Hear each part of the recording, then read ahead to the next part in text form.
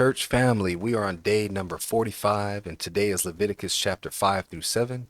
As we go through these chapters, I want to do the commentary on the front end so that your eyes, your mind, your heart is primed to really focus on the content that you're going to be reading.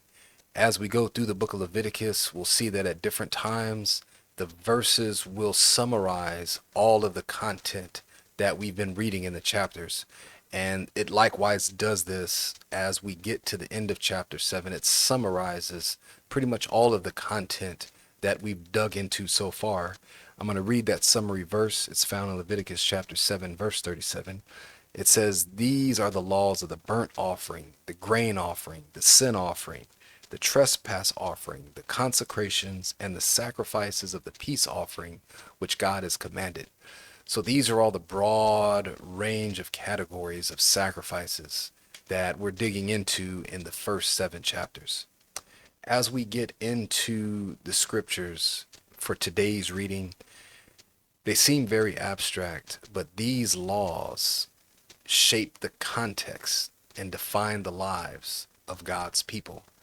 And we see their impact all throughout the Old Testament and into the New Testament. For an example, as you get into chapter 5, verse 2, notice that it was a sin for them to touch unclean things.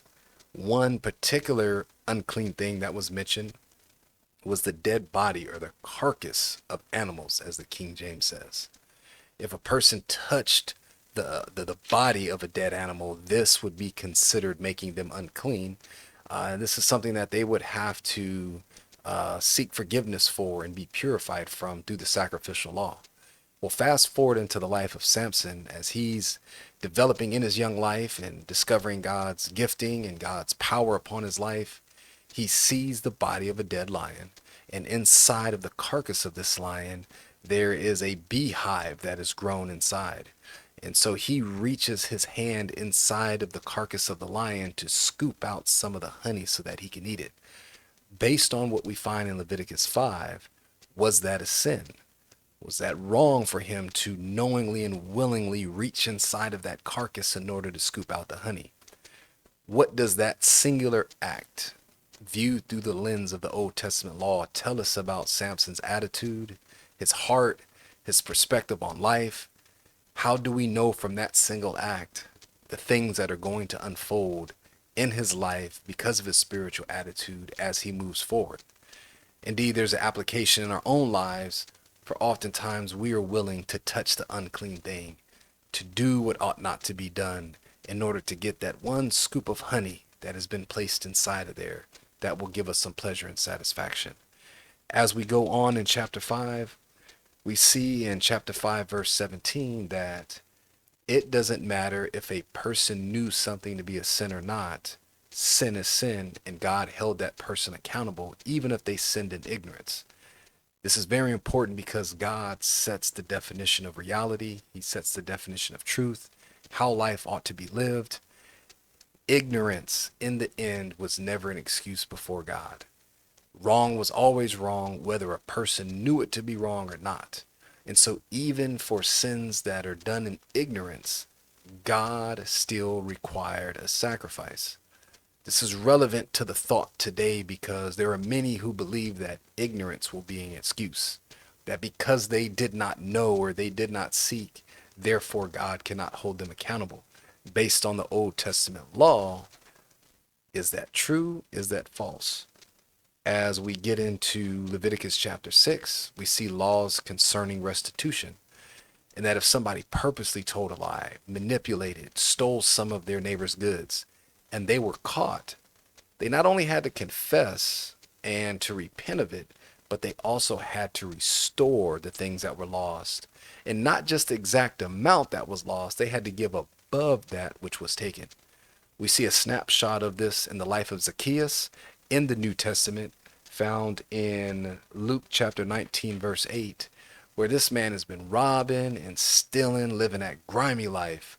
But when he comes to Christ, he not only confesses it, but he makes the profession that he will restore fourfold all of those things which he has stolen. Where does that concept of restitution come from for that which is stolen? It digs all the way back into the Old Testament. And we find that heavily within the circles of substance abuse treatment, that there has to be an amends, there has to be restoration for the loss and the pain that we caused in the lives of others, and that those things had to be restored above and beyond that which we took. All of those concepts are rooted in the Old Testament law. As we get into chapter 7, we see what happens with the peace offering. It's a very interesting offering. Definitely would love to hear some thoughts on that. It's the only offering where leaven was permitted. Why do you all think that God permitted leaven in this particular offering? It is also one of the rare offerings that when I offered it unto the Lord, I also had to eat a portion of that offering, symbolizing one, that God has created a way for me and him to be at peace with one another, and I am personally partaking of the peace that God has permitted and accepted through the sacrificial system. As we get on later into chapter 7, it also gives us a command in verse 20 that no one was to ever eat the blood of any animal. For the first time here in the South today, I was at an international market, and they sold these tubs of pig blood and cow blood, and I was like, wow, there are still cultures around the world that use blood in their food for seasoning, and I personally never seen that before. God had commanded them not to eat the blood of any animal. This becomes relevant in a story later on in 1 Samuel chapter 24, where Saul is commanding the soldiers to continue to pursue and to attack their enemies. And they went without food for so long that they began to go and just kill animals and eat the meat straight out of the animals with the blood still in it, bringing sin upon the entire nation. Why was that such a big deal? Well, we find the foundation of all of those things within the Levitical law. And so while there's a lot of abstract information, know that these touch and impact the lives of individuals throughout the Old Testament and the New Testament. With that as a foundation, let's dig into today's readings, Leviticus chapter 5 through 7. Let's get it, family. Chapter 5. If a person sins in hearing the utterance of an oath, and is a witness, whether he has seen or known of the matter, if he does not tell it, he bears guilt. Or if a person touches any unclean thing, whether it is the carcass of an unclean beast, or the carcass of unclean livestock, or the carcass of unclean creeping things, and he is unaware of it, he also shall be unclean and guilty. Or if he touches human uncleanness, whatever uncleanness with which a man may be defiled, and he is unaware of it, when he realizes it, then he shall be guilty. Or if a person swears, speaking thoughtlessly with his lips, to do evil or to do good, whatever it is that a man may pronounce by an oath, and he is unaware of it, when he realizes it, then he shall be guilty in any of these matters. And it shall be, when he is guilty in any of these matters, that he shall confess that he has sinned in that thing. And he shall bring his trespass offering to the Lord for his sin which he has committed, a female from the flock, a lamb or a kid of the goats as a sin offering. So the priest shall make atonement for him concerning his sin. If he is not able to bring a lamb, then he shall bring to the Lord for his trespass which he has committed 2 turtle doves or 2 young pigeons, one as a sin offering, and the other as a burnt offering. And he shall bring them to the priest, who shall offer that which is for the sin offering first, and wring off its head from its neck, but shall not divide it completely. Then he shall sprinkle some of the blood of the sin offering on the side of the altar, and the rest of the blood shall be drained out at the base of the altar. It is a sin offering. And he shall offer the second as a burnt offering according to the prescribed manner. So the priest shall make atonement on his behalf for his sin which he has committed, and it shall be forgiven him.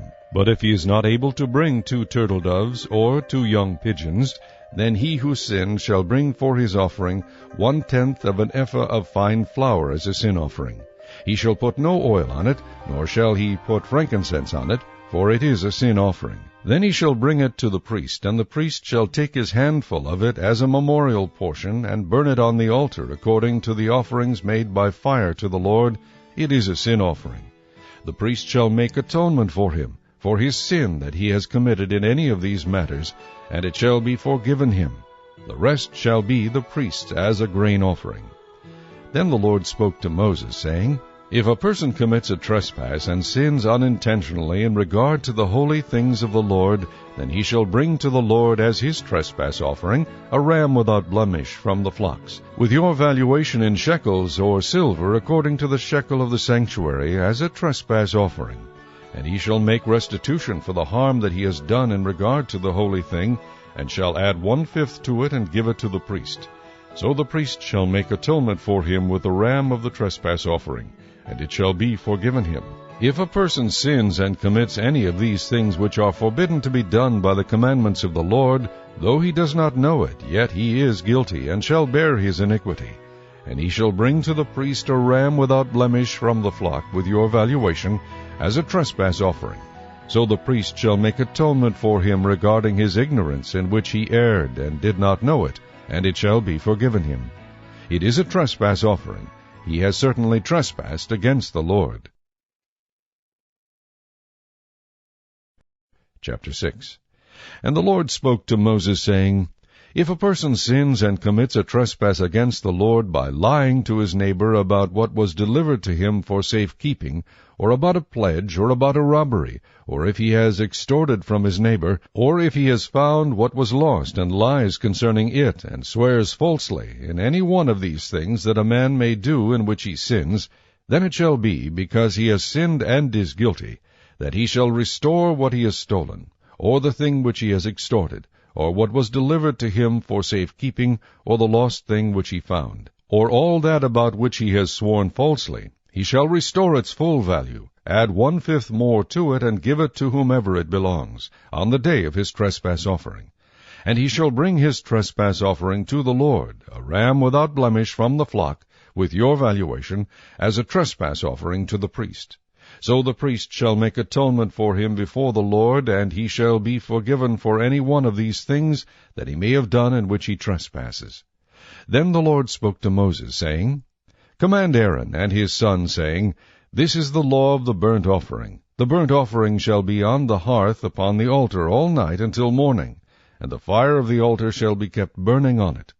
And the priest shall put on his linen garment, and his linen trousers he shall put on his body, and take up the ashes of the burnt offering which the fire has consumed on the altar, and he shall put them beside the altar. Then he shall take off his garments, put on other garments, and carry the ashes outside the camp to a clean place. And the fire on the altar shall be kept burning on it, it shall not be put out. And the priest shall burn wood on it every morning, and lay the burnt offering in order on it, and he shall burn on it the fat of the peace offerings.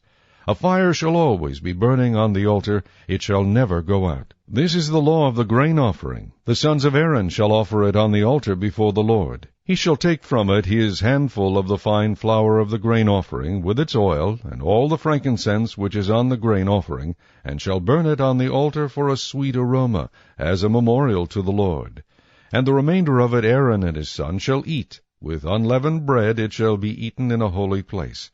In the court of the tabernacle of meeting they shall eat it. It shall not be baked with leaven. I have given it as their portion of my offerings made by fire. It is most holy, like the sin offering and the trespass offering. All the males among the children of Aaron may eat it. It shall be a statute forever in your generations concerning the offerings made by fire to the Lord. Every one who touches them must be holy. And the Lord spoke to Moses, saying, This is the offering of Aaron and his sons, which they shall offer to the Lord, beginning on the day when he is anointed. 1/10 of an ephah of fine flour as a daily grain offering, half of it in the morning and half of it at night. It shall be made in a pan with oil. When it is mixed, you shall bring it in. The baked pieces of the grain offering you shall offer for a sweet aroma to the Lord. The priest from among his sons, who is anointed in his place, shall offer it. It is a statute forever to the Lord. It shall be wholly burned. For every grain offering for the priest shall be wholly burned. It shall not be eaten. Also the Lord spoke to Moses, saying, Speak to Aaron and to his sons, saying, This is the law of the sin offering. In the place where the burnt offering is killed, the sin offering shall be killed before the Lord. It is most holy. The priest who offers it for sin shall eat it. In a holy place it shall be eaten, in the court of the tabernacle of meeting. Every one who touches its flesh must be holy. And when its blood is sprinkled on any garment, you shall wash that on which it was sprinkled in a holy place. But the earthen vessel in which it is boiled shall be broken, and if it is boiled in a bronze pot, it shall be both scoured and rinsed in water. All the males among the priests may eat it. It is most holy. But no sin offering from which any of the blood is brought into the tabernacle of meeting to make atonement in the holy place shall be eaten. It shall be burned in the fire. Chapter 7. Likewise, this is the law of the trespass offering. It is most holy. In the place where they kill the burnt offering, they shall kill the trespass offering, and its blood he shall sprinkle all around on the altar. And he shall offer from it all its fat, the fat tail and the fat that covers the entrails, the 2 kidneys and the fat that is on them by the flanks, and the fatty lobe attached to the liver above the kidneys he shall remove. And the priest shall burn them on the altar as an offering made by fire to the Lord. It is a trespass offering. Every male among the priests may eat it. It shall be eaten in a holy place. It is most holy. The trespass offering is like the sin offering. There is one law for them both. The priest who makes atonement with it shall have it. And the priest who offers anyone's burnt offering, that priest shall have for himself the skin of the burnt offering which he has offered. Also every grain offering that is baked in the oven, and all that is prepared in the covered pan or in a pan, shall be the priest's who offers it. Every grain offering, whether mixed with oil or dry, shall belong to all the sons of Aaron, to one as much as the other. This is the law of the sacrifice of peace offerings, which he shall offer to the Lord. If he offers it for a thanksgiving, then he shall offer, with the sacrifice of thanksgiving, unleavened cakes mixed with oil, unleavened wafers anointed with oil, or cakes of blended flour mixed with oil. Besides the cakes, as his offering, he shall offer leavened bread, with the sacrifice of thanksgiving on his peace offering. And from it he shall offer 1 cake from each offering as a heave offering to the Lord. It shall belong to the priest who sprinkles the blood of the peace offering. The flesh of the sacrifice of his peace offering for thanksgiving shall be eaten the same day it is offered. He shall not leave any of it until morning. But if the sacrifice of his offering is a vow or a voluntary offering, it shall be eaten the same day that he offers his sacrifice. But on the next day the remainder of it also may be eaten. The remainder of the flesh of the sacrifice on the 3rd day must be burned with fire. And if any of the flesh of the sacrifice of his peace offering is eaten at all on the 3rd day, it shall not be accepted, nor shall it be imputed to him. It shall be an abomination to him who offers it, and the person who eats of it shall bear guilt. The flesh that touches any unclean thing shall not be eaten. It shall be burned with fire. And as for the clean flesh, all who are clean may eat of it. But the person who eats the flesh of the sacrifice of the peace offering that belongs to the Lord while he is unclean, that person shall be cut off from his people. Moreover, the person who touches any unclean thing, such as human uncleanness, an unclean animal, or any abominable unclean thing, and who eats the flesh of the sacrifice of the peace offering that belongs to the Lord, that person shall be cut off from his people. And the Lord spoke to Moses, saying, Speak to the children of Israel, saying, You shall not eat any fat of ox or sheep or goat, and the fat of an animal that dies naturally, and the fat of what is torn by wild beasts may be used in any other way, but you shall by no means eat it. For whoever eats the fat of the animal of which men offer an offering made by fire to the Lord, the person who eats it shall be cut off from his people. Moreover, you shall not eat any blood in any of your dwellings, whether of bird or beast. Whoever eats any blood, that person shall be cut off from his people. Then the Lord spoke to Moses, saying, Speak to the children of Israel, saying, He who offers the sacrifice of his peace offering to the Lord shall bring his offering to the Lord from the sacrifice of his peace offering. His own hand shall bring the offerings made by fire to the Lord. The fat with the breast he shall bring, that the breast may be waved as a wave offering before the Lord. And the priest shall burn the fat on the altar, but the breast shall be Aaron's and his sons'. Also the right thigh you shall give to the priest as a heave offering from the sacrifices of your peace offerings.